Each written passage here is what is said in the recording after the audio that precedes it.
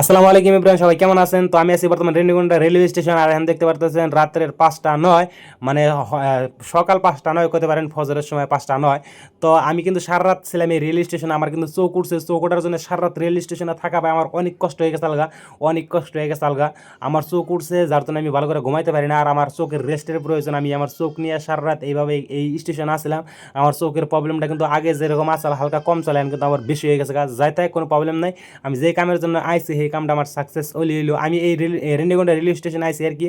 আমাদের আসাম থেকে আমাদের বাড়ির পাশে 2-3 জন লোক আসতেছে আমার এইখানটাতে কাজ করার জন্য।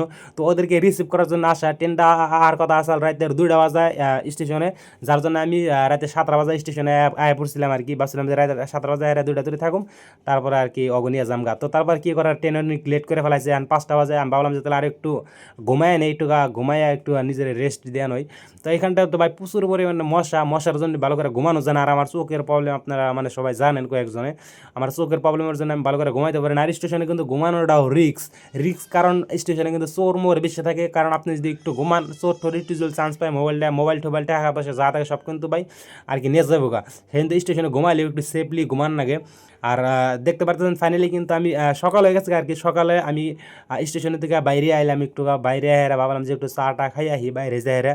বাইরে যেহেতু দোকানপাট বেশি আছে স্টেশনের ভিতরে দেখে, আর স্টেশনের ভিতরে কিন্তু দামও বেশি। তো বাইরে হওয়ার পর একটা দোকানে এলাম, এই দোকানে দেখলাম যে চা নাই, আর এন্ডা খালি হোটেল, চার দোকান পাইলাম না একটাও।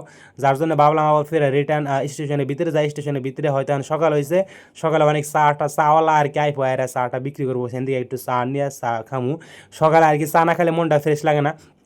তারপরে প্ল্যাটফর্মের ভিতরে আওয়ার পরে ফাইনালি একটা চাওয়ালা আগে গেছে, আর আমি কিন্তু চা নিয়েছি।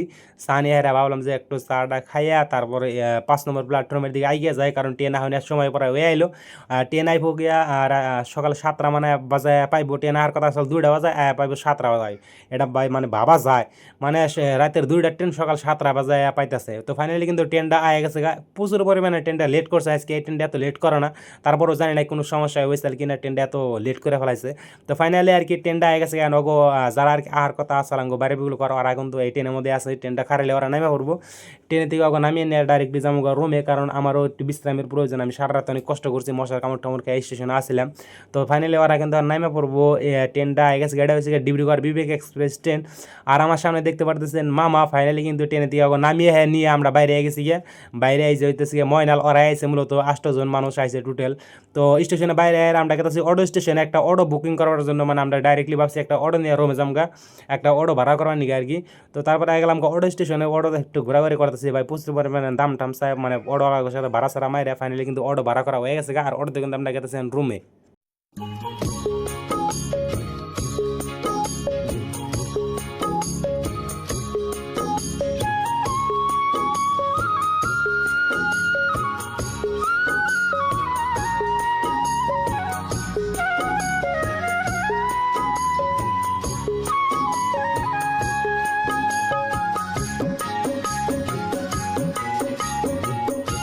তো আমরা কিন্তু ফাইনালি কোম্পানিতে পৌঁছে গেছি গিয়া। এই তো দেখতে পাচ্ছেন কোম্পানিতে আমরা আগে গেছি। আর এটা হচ্ছে লাগেজ টাগেজ ব্যাগ ট্যাগ আমি ওকে ব্যাগ স্যাগ এনে বয়ে রয়েছি।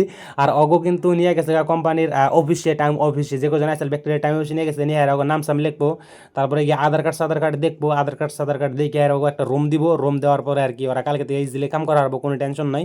ও ওই ফেলে আর কি টাইম অফিসে নিয়ে গেছে। তো আসলে আজকের এই ভিডিওটা মানে যদি ভালো লাগে থাকে প্লিজ একটু সাপোর্ট করবেন। আর আমার রাত জেগে চোখের কন্ডিশন কী অবস্থা হয়েছে ভাই, যদি চোখটা একটু দেখায় আপনাদের, দেখেন আমার চোখ টোক 2 চোখ ফুইলে কী অবস্থা হয়েছে। এমনিতে আমার চোখ উঠছে, তারপরে সারা রাত ঘুম পারতে পারি না স্টেশনে, আমার অনেক কষ্ট হয়েছে। আমার চোখ কিন্তু অনেক জ্বালাপড়া করতেছে। সবাই কিন্তু আমার জন্য একটু দোয়া করবেন জানি আমার চোখের ব্যাপারটা তাড়াতাড়ি সেরে যায়। তো আসলে আজকের এই ভিডিওটা, তো প্লিজ যদি ইউটিউব ভিডিওটা দেখে থাকেন তাহলে চ্যানেলটা সাবস্ক্রাইব করে দিন। তো মিলতে ভিডিওতে, সবাই ভালো থাকবেন। আসসালামু আলাইকুম, আল্লাহ হাফিজ।